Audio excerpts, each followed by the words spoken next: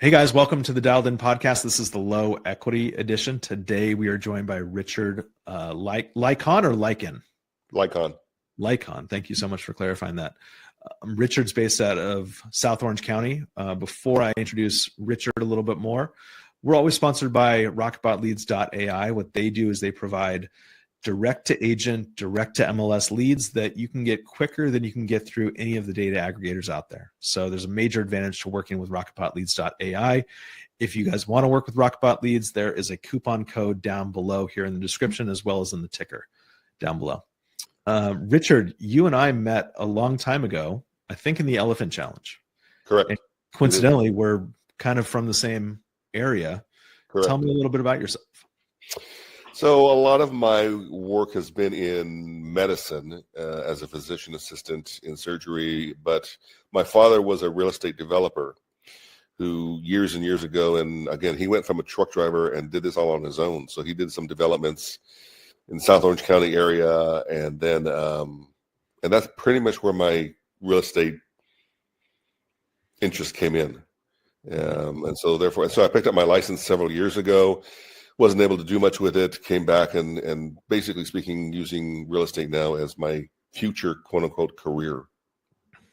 I love that. And I think if I'm recalling correctly, either you or your daughter or both went to USC. Am I remembering correctly? I am trying to get, actually, no, I'm the only one that went to USC, but I'm trying to get my granddaughter into USC. Interesting. But she's only 5, so I'm planning. Well, as a UCLA grad, I hate to see that happen. But if she ever wants to go to a good school, you let me know. Maybe we can pull some strings over there for you guys. I got it. So today, since we're joined by just Richard, typically we have a few more people here. I'm also going to be making some phone calls as well. So I'm going to start making some phone calls here. Hopefully we can get on the phone with some agents. We'll kind of see how it all goes. And then Richard and I are both going to be making some phone calls together. So let me start dialing. And again, Richard, I'm starting at the bottom of the list. So when you do start, you can start at the top. Okay. Okay.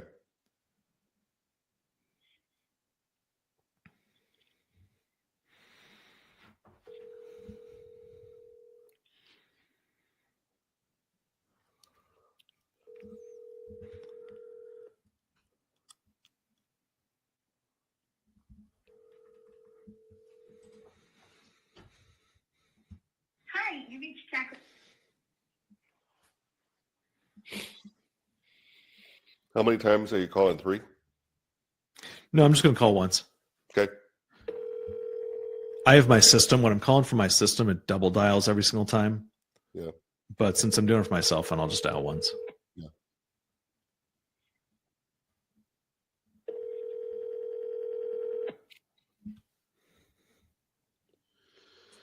Hello? Hey, Andrew, my name is Mike. How you doing? I'm doing okay. I'm calling about a listing of yours. I'm on the MLS here. I'm looking at Marble Street Southeast. Okay. I know that you guys are brand new on the market. I'm looking to potentially buy a rental. I'll just kind of cut to the chase there a little bit. What kind of activity have you guys seen on this listing? It looks like it's beautiful. It's beautiful. I mean, a lot of excitement so far. I mean, it goes live tomorrow, so we'll see how it goes from there. It's not currently showing stats tomorrow. Okay. Is that something that you're interested in seeing? Potentially, yeah. Do you guys happen to have an open house this weekend?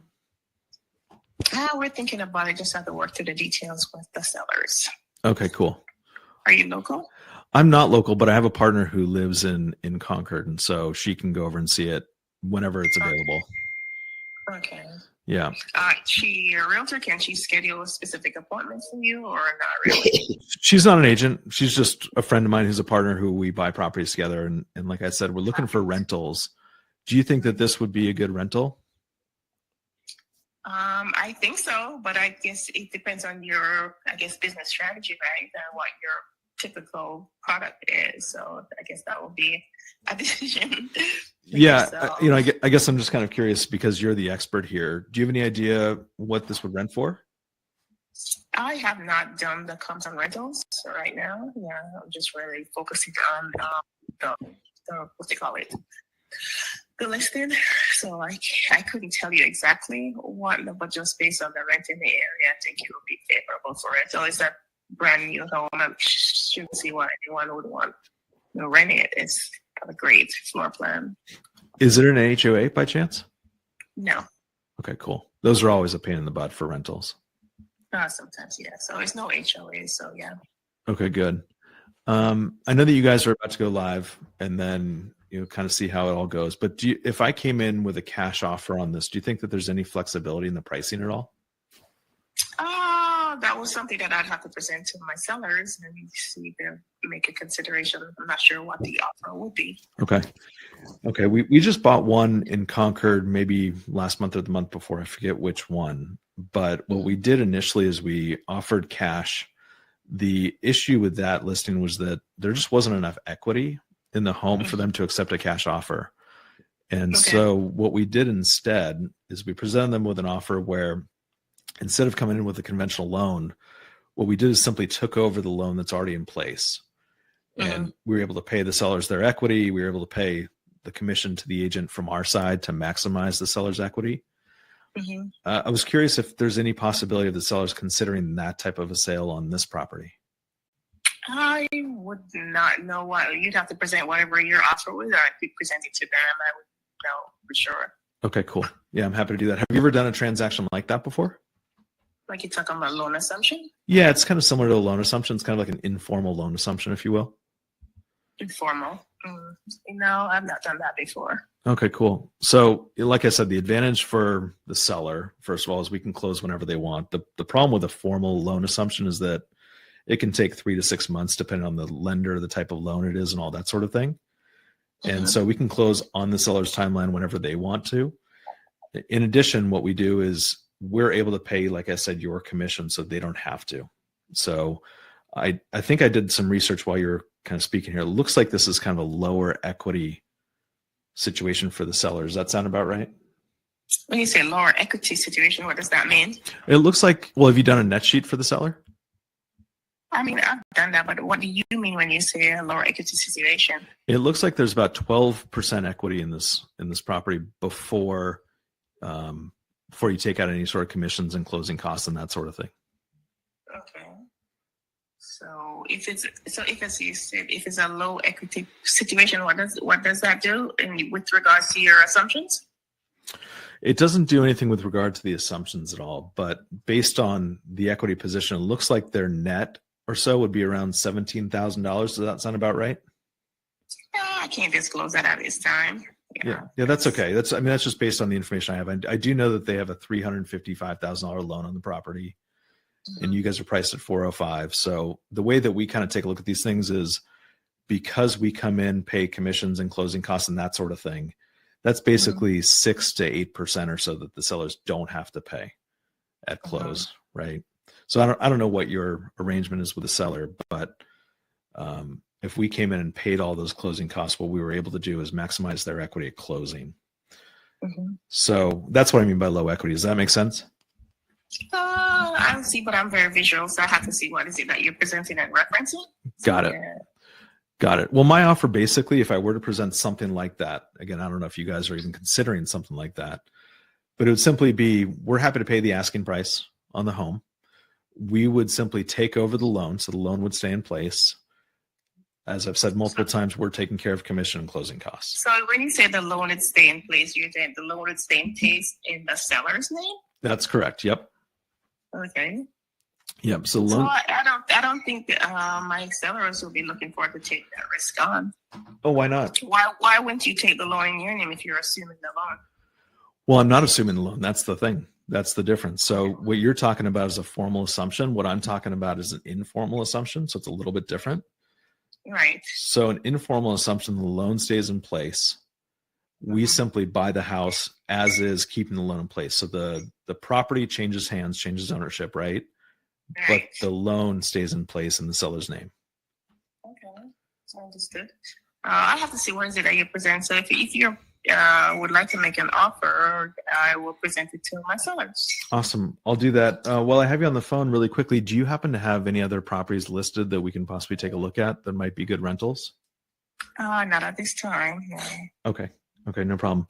What I'll do is I'll send you over an offer here pretty soon, and then you can let me know what feedback you have before you do present it to the sellers. Let's have another conversation just so we can kind of go through it once you have your eyes on it. Okay.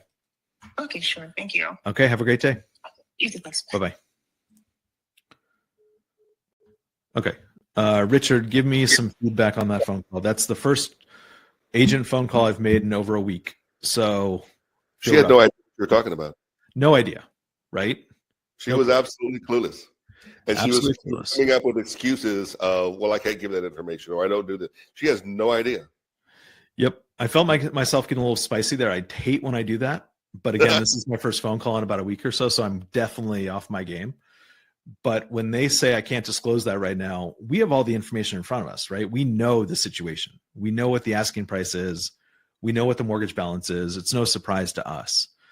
So the numbers that I was talking to her about were simply based on the numbers that are in fact true. Right. What else did you hear in that call that I could improve on? She, I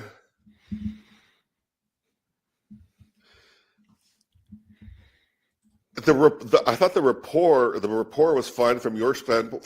Going from you to her, the rapport was great. Going from her to you, it wasn't there. There was something missing there. And I don't know what it was, but there was something missing there. And it was the fact that I think she thought that you were crazy by, well, why would the loan stay in there? And why don't you take over the loan? Mm-hmm. Kind of deal. Yep. Yeah. And I thought she was going to take that in a little bit of a different direction. I thought she was going to say, well, why don't you just go get your own loan? Yeah. Which I was prepared for. This one was a little bit different, right? Because she's asking about, why don't you just assume the loan? Right. What I should have said something like is, do your sellers have 3 to 6 months to wait for that to happen? What I felt like there, Richard, was that I didn't do a good enough job of providing open-ended questions for her to speak. Right. And mostly for me, it was because I felt a little bit of that tension on her part, right? I felt like I think she had a lot of tension on her part. Yep. I agree. A lot of tension on her part. I agree. Yeah. She wasn't fun to talk to at all. No. No. So let me ask you a question with respect so that I understand this. So when you talk about an assumption, if we're talking about an assumption of taking over the loan, that's not what we're talking about with respect to this. That's a different story. Explain that to me a little bit more detail as far as this, if you take over the loan versus what PACE teaches. Yeah, right. So those are two different things: assumption versus SubTo.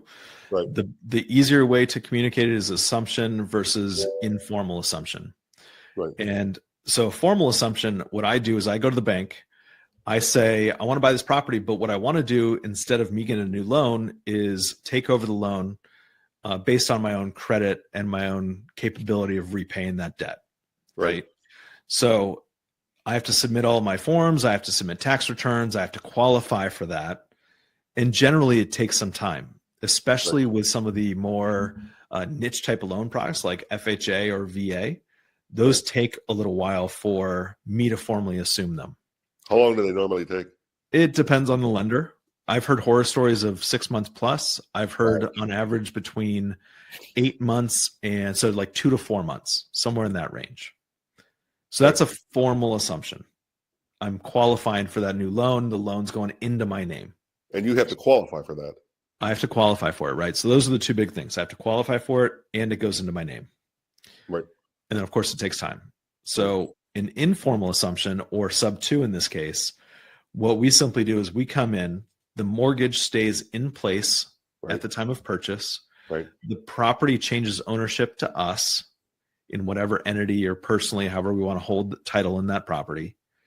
And it doesn't take the same amount of time. There's no qualification process.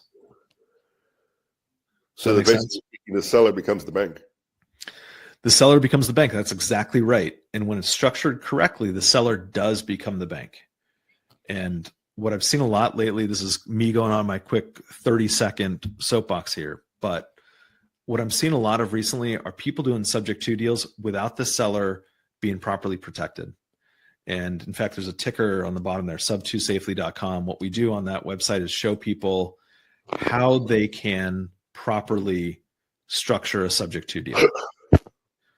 So again, so that I get this straight. So then tell me why, and Pace always asks us, Why would a seller do that? Why would a seller want to take that risk? Because that's going to come back. The agent's going to sit there and say, well, why in the heck would I have my client go ahead and do that? What advantage is that? What advantage is there to the seller to do that? Great question. It really just depends on their situation, right? So in this situation, the seller's going to walk away at the current asking price with around $17,000. So that's a larger amount of cash to seller. If I were in the seller's shoes, this is something I would never consider at this point in the listing. I might consider it at some point as the listing price drops. So let's say, for example, that 30 days from now, the seller is not getting the types of offers that they're looking for in the market. So they're maybe going to drop by $10,000 or $15,000. On a dollar for dollar basis, the cash to seller is going to drop as well, right? So if it drops $10,000 instead of 17, they're going to get $7,000. Right. So at some point in the listing, it might become beneficial for them to take a look at this and say, is it better for me to break even on this transaction in a retail type of sale? Or is it better for me for Mike to come in and pay me $5,000 or $10,000 to take over the mortgage? So what we're trying to do there is just kind of figure out exactly what the sellers are looking for, what their end goal is. If it's more cash to seller, then depending on what the net is traditionally, we might be able to give them more than what they could get in the standard retail type of sale. Let's say though, Richard, for example, that they have a 3% VA loan. And for me as the investor, that's a huge advantage, right? To buy a 3% VA loan.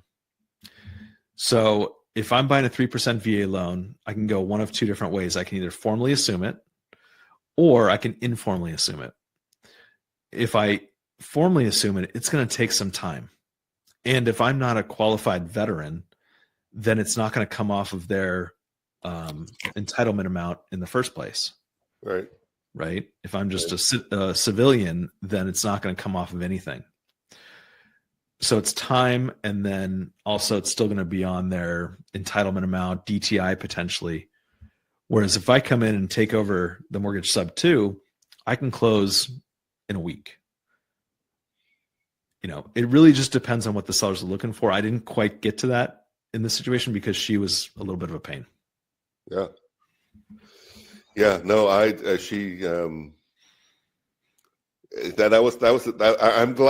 actually glad that call came through from a learning experience from my standpoint. Okay, so tell me what you picked up on it then. So like I said, the first thing I picked up on it is, number one, she had no idea what you were doing. She had or what you were talking about. I almost got the assumption that she was a new agent. She hadn't been doing this very long. Mm-hmm. And that she, well, I guess for me that was basically it. I mean, it was going to be difficult for you to go ahead and sell this because she doesn't know what you're talking about. And she, I doubt, I get the sense that as she got off the phone, she started laughing and going like, that guy's crazy. It wouldn't be the first time someone's ever done that with me. It goes like, he's nuts. He wants to go ahead and buy the house but keep the loan in your name. Right. Yeah. That's what I envision her doing. Right. No, I totally agree with you. I think that with her, I think you're exactly right. She is going to laugh when she gets off the phone with me. And you brought up a great point, is what happens in the case of working with an agent when you're not confident that they can sell the idea of this type of transaction to their own seller, right? What happens in that scenario? How do you do that? And we do it a bunch of different ways. One of the ways we do it is to try to schedule some sort of a virtual meeting with them. That's one way.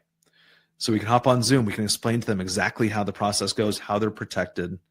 And the best part of that too is that they actually see who they are working with, right? Because this is a long-term arrangement. It's like a marriage, as Pace talks about it. Right. So in a long-term relationship, you're going to want to know who you're dating in this case, to use that example.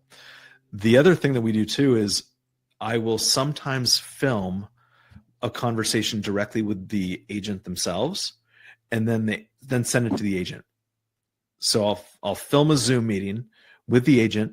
They can then send that to their seller so that the message still comes through, as opposed to, let's say I go to you, Richard, you've never done a deal before, and I say, I want you to try to sell this to your client.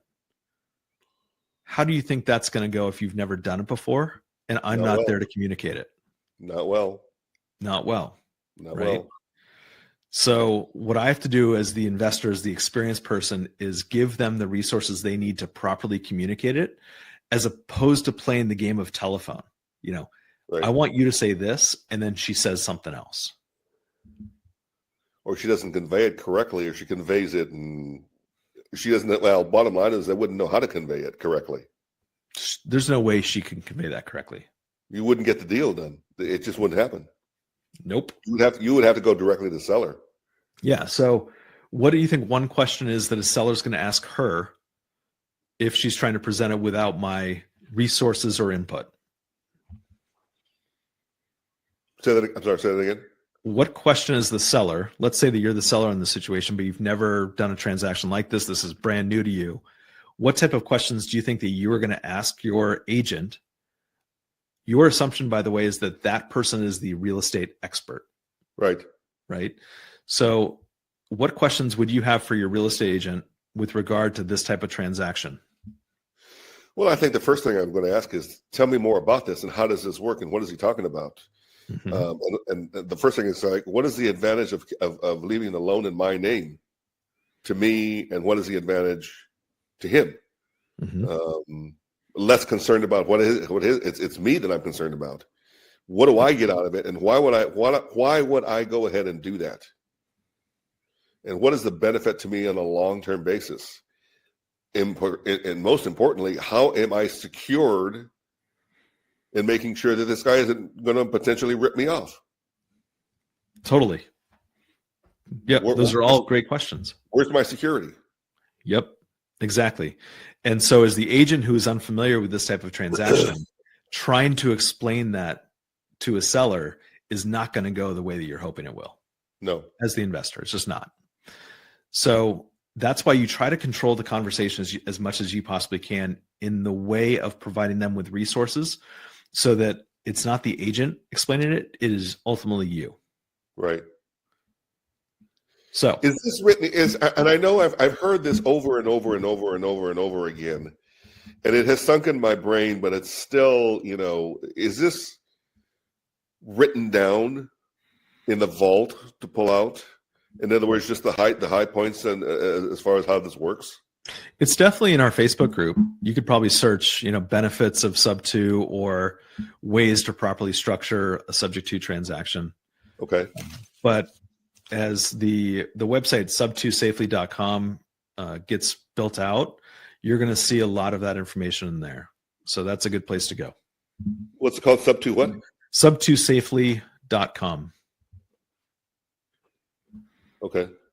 Here, I'll put the ticker out for everyone so they can see it. So before you start putting your fingers to your phone on that side, what questions do you have about that conversation or how you want to handle that conversation? One of the things that I know is a fact of, before we even get into that, is trying to develop some level of rapport with the agent. Mm-hmm. And you're an expert at that, by the way. Well, I remember your phone calls go on forever. And that's a good thing because you build great rapport. Yeah, it's a question of developing rapport, even if you don't go ahead and necessarily, sometimes even if you don't talk about the deal very much, you talk about the agent. Mm-hmm. The other thing is, how much of an advantage or disadvantage? I'm an agent out here. Does that work? I'm still trying to decipher in my brain, is that a positive or a negative when I'm dealing with another agent? I think it all depends on how you spin it. So how you communicate. You don't even have to spin it. What I would do if I were licensed, I would say, hey, my name is Richard. I'm an agent out here in California. I'm looking to buy a property out in whatever state you're calling. That way, what you're doing is you're basically subtly telling them that you're also an agent, so you're on the same level, right? Right. As opposed to if I were as an investor calling an agent, they look at me as if I am the competition or someone that they have to deal with, as opposed to someone that they can collaborate with.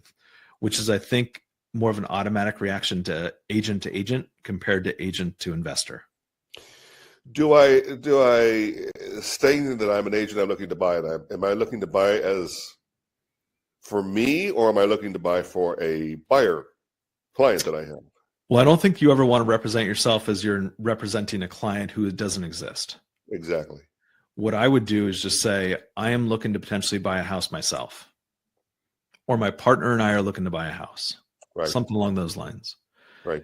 And then as the conversation progresses, not necessarily this call, the first one, but as the relationship builds over the course of working on this transaction, that's when you can hop in and say something to the effect of whatever your exit strategy is. If you plan to wholesale it, if you plan to pass it off to a partner, whatever that looks like, you definitely want to have that conversation at some point with the agent, but way before closing.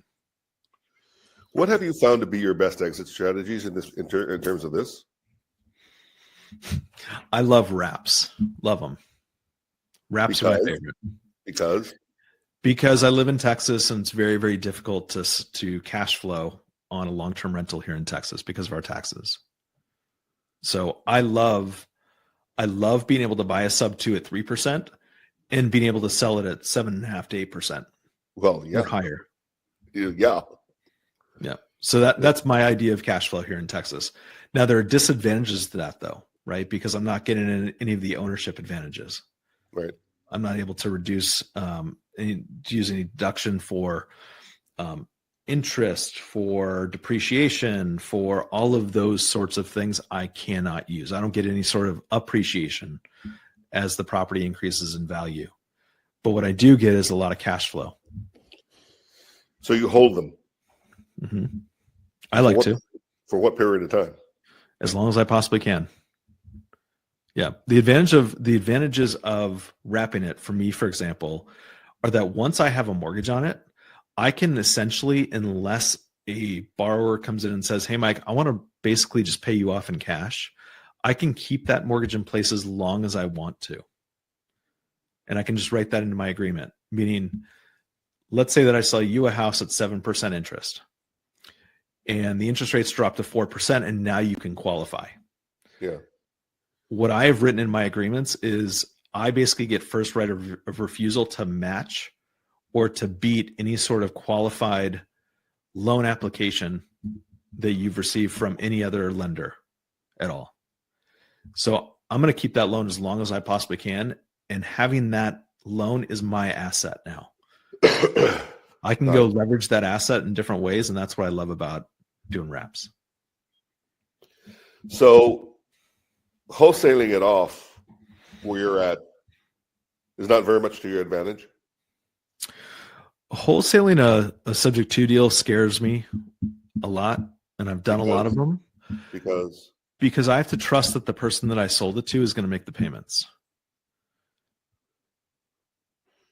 But wouldn't you have vetted them first? Yeah. Make sure that happens? Yeah, absolutely. I'm going to try to as best as I possibly can. Yeah. But what happens in the market today, especially with more and more people looking to do subject to transactions, is all they're looking for is a $10,000 check at the end of the day. They'll sell it to, a homeless man, who has no money to his name just to make a $10,000 assignment fee. Whereas I'm of the mindset that the person that I sell it to, I need to make sure that I've done my very best to vet them the entire way and to ensure that they are going to make the payments in the best way that I possibly can. Because let's use that lady as an example. Her name was Jacqueline, I believe. I've built up a relationship with Jacqueline. She trusts me at some point, right? If she does a deal with me, she trusts me. But if I pass that off to somebody who's not going to make the payments, who is the first person that she's going to call when what hits the fan? Well, and you took the words right out of my mouth. Taking that as an example, what I was going to ask you was, if you went ahead and did that and you got your $10,000 assignment fee and you passed it off to the end buyer, who did not follow through, what is your liability? Is there a liability for you, for the wholesaler?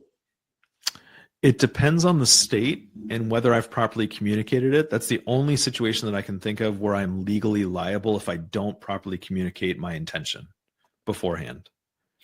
But I technically don't have any legal liability in most states because someone else has come in and purchased that house. I am no longer the owner, right? I don't have a mortgage on it. I'm no longer the owner. I've simply wholesaled it to someone else. I just can't sleep at night if I've wholesaled it to somebody and that person is struggling to make the payments. Well, your reputation goes down the toilet.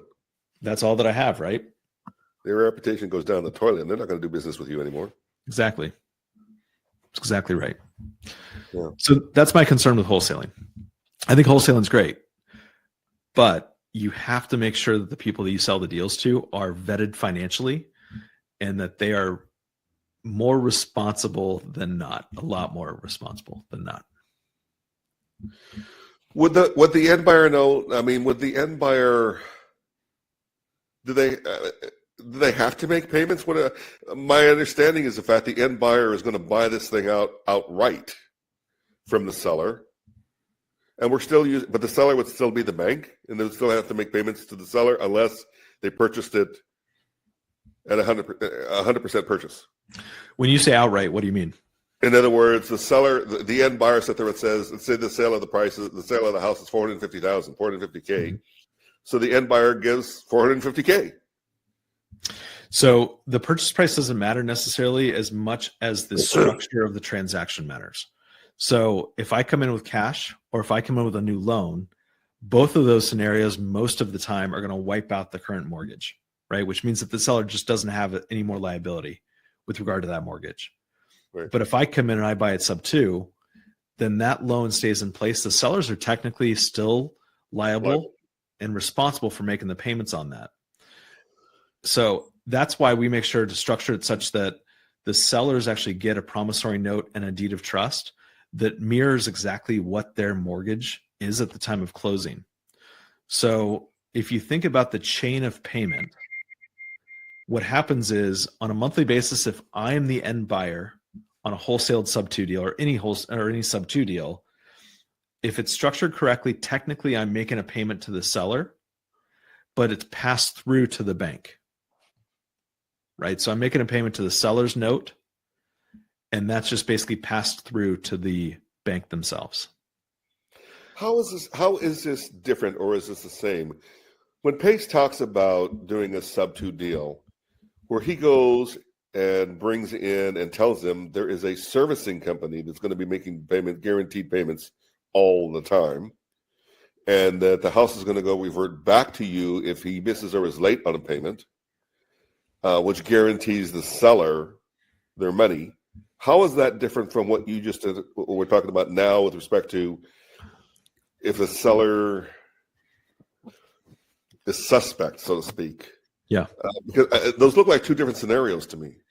It's a great question and I'm going to pigeonhole your question because you used the word guarantee. That scared the crap out of me. But if anyone ever says that these sorts of transactions, any part of it is guaranteed, that's going to scare me away for sure. So, having said that, if you properly structure a subject to deal, what happens is the seller receives a promissory note and a deed of trust, right? That mirrors the financing that they have in place at the time of closing. So if you think of it this way, Richard, let's say that your house has a mortgage on it. We're going to close on your house at the beginning of March. Between now and March 1st, is your mortgage balance going to change? No. It is though, right? Because yes, it is. Yeah, it changes every single day, technically, right? Because every single day you're paying interest, you're also paying principal on that every single day. Right. So between now and the time that we close, the principal balance is going to change just slightly. So anytime that I write an offer, my offer is simply the purchase price is going to be the mortgage balance at the time of close plus the cash to seller. Okay, that's my offer. Now, on top of that, there are going to be other things like I'm going to pay your agent's commission. If there are arrears, I'll pay those too. But those don't go to the seller, right? So they go to the bank, right? Or they go to the agent. So those are technically not part of the purchase price. It's part of my offer, but my offer is simply cash to seller plus the mortgage balance. Okay. So anytime that I structure a mortgage for a seller, I need to make sure that I define properly what the case of default looks like, right? As a private mortgage, I can make my defaults 2 days, maybe. I'm only using this as an example. I don't know legally what that is, but it could be 2 days, or it could be a year's worth of missed payments classifies as default, right? So if I'm properly protecting the seller with a promissory note and a deed of trust, and also properly describing and communicating exactly what default means, what the seller then gets if I do default is the ability to foreclose on me. Right. Now, that's for their protection. If I've bought your home SubTo and I've told you that I'm going to make the payments, what I'm going to do is set up a servicing company and make those payments. I'm going to do that for a few different reasons. Most importantly, what I want to do is make sure that you are aware of payments being made, right? So every single month, I want you to get an email that says, Mike Jackson has paid Bank of America, and that way you can breathe, right? Mike didn't miss a payment. The other thing that, the other reason that we make sure that a servicing company is in place is just to expedite the process, right? And, Pace talks a lot about how it's a pass-through, right? The servicing company takes money out of his bank account and then makes the payment to the bank. Usually what has to happen is it's actually a manual type of payment that I make to the servicing company. So we want to make sure that a servicing company is put in place for communication.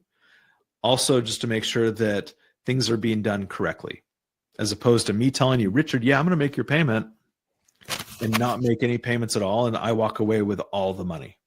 Got it. Right. The other thing that we make sure of in a subject to transaction is, so what we've talked about so far, I'll back up, is we've made sure that the sellers are protected with a promissory note and a deed of trust. We've made sure that communication is being done by the servicing company, and we have defined what default means. In SubTo, we talk a lot about deeds in lieu of foreclosure and performance deeds, right? Right. And what's the best way to say it? I don't want to say miscommunicated, but I think what people interpret is that all we have to have is a promissory note in place. Or sorry, not a promissory note, a performance deed. And if we have a performance deed in place and a payment is missed, the property automatically reverts ownership back to the seller. Right. The performance deed is for the buyer to show that he is going to perform. Yes, but who holds it? The seller. Correct. Right. So it's kind of like, I'm going to make sure Mike's feet are on the fire. This is my protection as the seller. Right. That the performance deed is held by the seller as exactly right, to hold the buyer's feet to the fire and sitting there saying, you need to perform because it says so here in writing, you need to perform. Exactly. Now, here's the thing, and I'm no attorney. This is not legal advice. Disclaimer, disclaimer, disclaimer. The attorneys that I work with here in Texas don't trust performance deeds or deeds in lieu of foreclosure the same way that they would a promissory note and a deed of trust. Why? Because, well, for various reasons. One of which is, if I am the buyer and you're the seller, how could I sign something that automatically reverts ownership to somebody else in the future? It sounds like it's easy for us to say, okay, if this happens, this happens, and this happens, then this happens. For some reason, legally, it's not held up in court the same way that a promissory note and a deed of trust is. See, for me, and again, this is the part where I go, the world that I live in medicine, everything has to be, and this is a reason why I like medicine and real estate, because documentation is essential, especially in medicine. Otherwise, they're going to sue your ass off. Yep. So whatever a patient tells me, or whatever I do, or any procedure I go ahead and do, if it isn't, as the lawyers came over and talked to us, if you didn't write it down, it never happened. It never happened, and you're liable. Mm-hmm. And it happened. And the same thing, so if it's documented, then okay. And the same thing in real estate. If it's documented and it's there and it's signed by the appropriate parties, and we go to court, I feel a heck of a lot more comfortable with the performance deed. It's there. It's documented. This is what they're supposed to do, judge. And so therefore, here's the proof. And they didn't perform. And they signed it.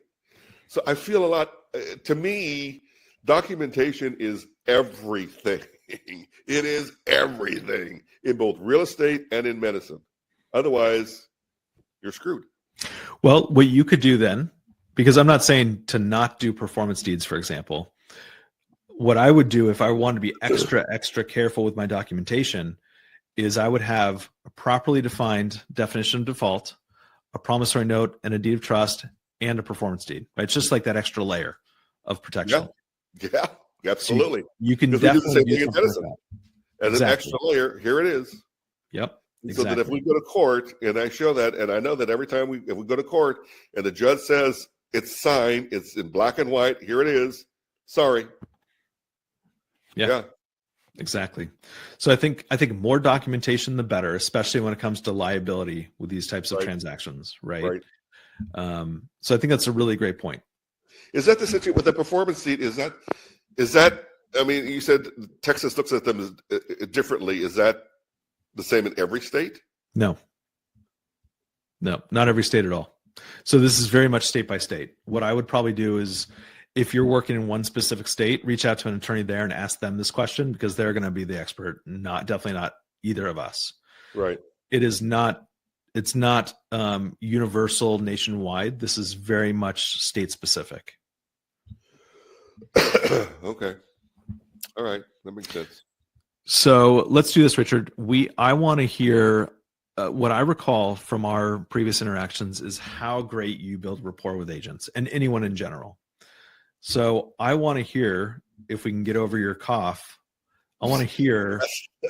That's easier said than done. I know. If you're willing to do it, I would love to hear your rapport that you're able to build with agents. Are you okay starting at the top of that list and seeing if you can get a hold of somebody? I'm going to be honest with you. This cough, and I had to go out this morning and get some other stuff, but this cough is driving me crazy, because you're right. It's driving me nuts. And of all times for this to happen would be this weekend is when this came about.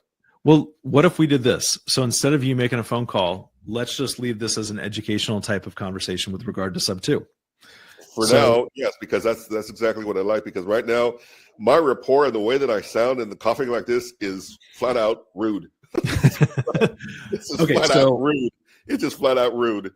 Let's do this. Let's talk about. We've talked so far about 2 to 3 different layers of protection with regard to subject to transactions. Let me touch base on a couple more. So there are about 5 or 6 different ways that we protect a seller in a subject to transaction, which ultimately results in protection for the agents. And one thing that came up, I was on one of the support calls this morning, and one of the things that really hit me was that what we as the investors are worried about is the same thing that the agents are worried about themselves, or should be, which is their reputation, right? So how do we safely, legally do these types of transactions, protect ourselves, but also protect the agents? Most of the agents that we're working with in these types of transactions have never done a creative deal ever. And so how do we communicate it to them to say that we are in the same side of the booth? We're in the same boat here. We both want to protect our reputations and also provide the seller with a win-win transaction, right? They walk away from the transaction with what they're looking to accomplish. So are we. The agent is as well. So with regard to that, we've talked about promissory note, deed of trust. We've talked about servicing. We've talked about the definition of default. A couple more things here. Anytime that I ever buy a subject to deal, what I want to do is set aside a certain number of months of reserves. And the reason for that is because let's say that we define default as 30 days. So I buy your house, Richard, after 30 days of missed payments. The way that I structure my deals, you can technically foreclose on me. Right. In Texas here, it takes about 41 days or so from start to finish. That's the fastest that you can typically foreclose on somebody. So call that 3 months from start to finish of me missing a payment to you taking the property back legally, right? In that situation, what I'm going to want to do if I were in the seller's shoes is say, I want to make sure that this buyer has 3 months worth of payments, such that if he or she were to miss a payment, then there's this money here that we can potentially draw down off of to make the payment so it does not affect my credit. Which would be held in escrow. Correct. Got it. Correct. So that's one way that I talk to every single seller and say, look, if I were in your shoes, these are the things that I would do. That's probably number 2 on the list of priorities for me. That makes sense. Because, as if you're the seller, yeah, if you're the seller, tell me your concerns if you were the seller in this type of transaction. The default. The default. I mean, bottom line is the fact that default, I'm not getting screwed over, and the fact that he's just not going to walk away. Exactly. Yeah. Exactly. So as the seller, what are the best ways for me to make sure that I am protected? It's all of these sorts of things, but you have to layer them in every single transaction. The other thing that we haven't talked about yet is you're much more experienced than all of the agents that we talk to. You're kind of like a unicorn agent. So having said that, there's always that big boogeyman with regard to subject to transactions. Do you remember what that one is? The biggest boogeyman is the people just not understanding what it is. Mm-hmm. Yep. I mean, that's the biggest one. Perfect example. The call you just had. Them not understanding what it is, and so therefore / this is a scam artist. Mm-hmm. Yep, I agree. And then once you get past that, what about the due on sale clause? And the due on sale clause. You're right. And the due on sale clause. And that's the other. Those are the 2 big boogaboos about this thing. Yeah. They come back and go like, well, hello, there is a due on sale clause. What do we do about that? Exactly. Right. They say sellers will say. That's why the servicing company comes in. How so? Explain that to me. So if the due on sale, so the bank calls, sits there, says, you know what, we're going to go ahead and call this due, which may or may not happen according to PACE. As far as the servicing company, well, I take that back. I guess it doesn't matter because the bank is calling it due, and bank says it's due. So what do we do? Yeah, exactly. So servicing is nice to make sure that payments are being made and also keeping a record of payments, right? That's why servicing is great. It's got nothing to do with the due on sale clause. No, but what we always do, the way that we structure our closings is we transfer a property in a trust. So not a land trust. That's a bunch of wishy-wash type of stuff. It's basically just a piece of paper that says, hey, look that way. Yeah. This is more of a legal, a revocable living trust that we put the property into. Now, the reason that we do this, again, this is our attorneys who are saying this is not your attorneys or anyone else. It's our attorneys who are saying one way that you can prevent not the due on sale clause being called, you can't prevent that, but a bank actually taking a property back as a result of the due on sale clause being called is by putting the property into a trust. So the Garn-St. Germain Act of 1982, I always get this wrong, I think it's 82, states that a property cannot be foreclosed on or taken back from a bank as a result of a due on sale clause being called if the property is in a trust. So the attorneys that we use here in Texas have gone through this a couple of times where their properties have been purchased on a SubTo, sold on a wrap. Then years later, they get a note from the bank saying, hey, we noticed a transfer of ownership as a result of we're going to call the note due.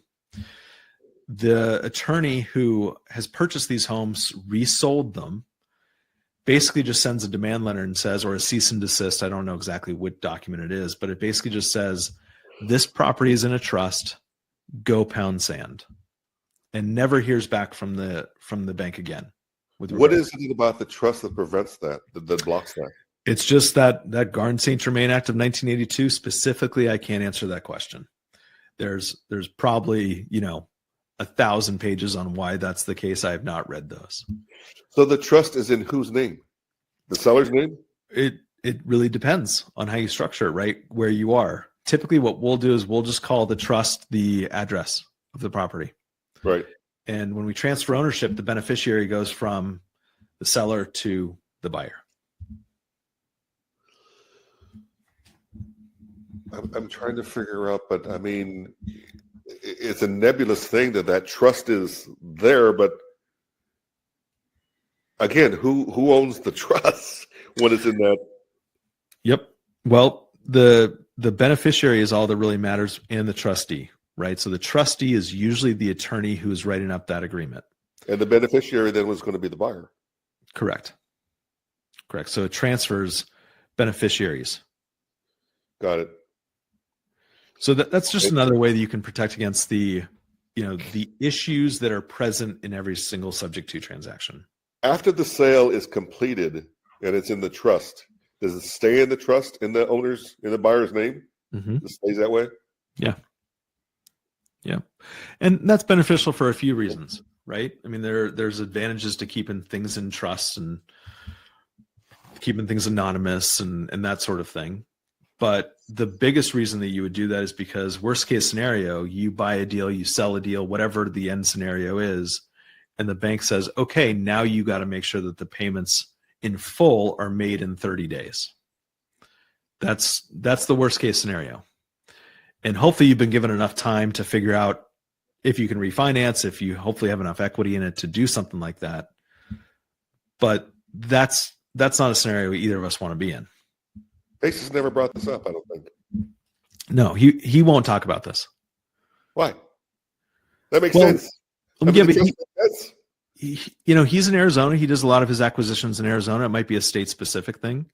I also think that it's easy to stay away from the legalities of education. I think it's easy to instead of saying you need to do it this way for legal purposes, just to say, hey, consult with your local attorneys and see how they would structure something like this. I think it's kind of getting in the weeds. Does this increase the trust, and does this affect the price No. of the property at all? Well, it affects my closing cost by about $1,000, but that's it. Okay. Yeah. Let's hold it. And it's think of it this way. If I were to go to you and say, hey, I'm going to buy your property and you have these concerns about the due on sale, what I'm going to say is one thing we do as part of our closing, which is different than most, is we spend the extra money out of our pocket to make sure that we add that extra layer of protection. So, and you can put that trust in every that goes for every state, no matter what. It's a national act. Yeah. It actually makes a lot of sense. That takes a lot of sweat off of sleepless nights. Who knows? If you haven't been through it, then of course it's a big question mark of whether this is in reality extra protection. The way that I like to look at all of these, just to your point earlier, which is if it's not documented, then it never existed.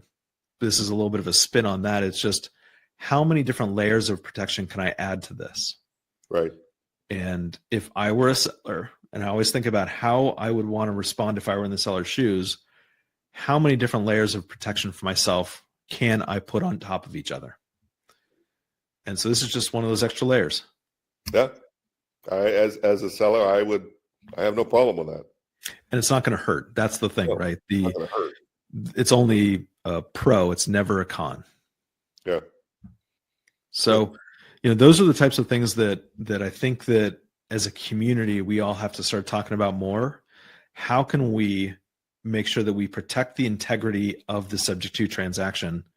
All of us love doing these types of transactions. So how can we ensure that in the future, we're still allowed legally to do these types of things?